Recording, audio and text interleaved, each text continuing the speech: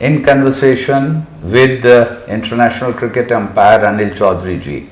A number of my viewers would be very curious to know that these days as a field umpire, where there is so much of noise, excitement in the field, how would an umpire picks up thin edges of the bat in view of the commotion that is taking place constantly? It's a very common question people keep asking.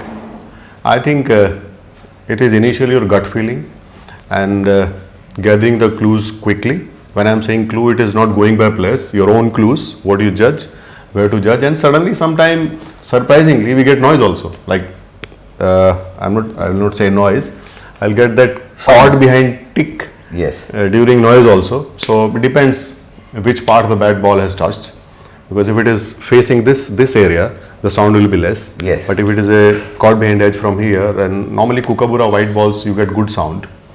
But again, I think we have developed this habit automatically, even we don't know.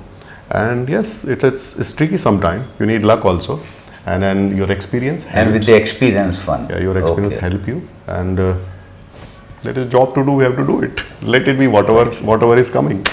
Thank you. Be with us. Our conversation will continue.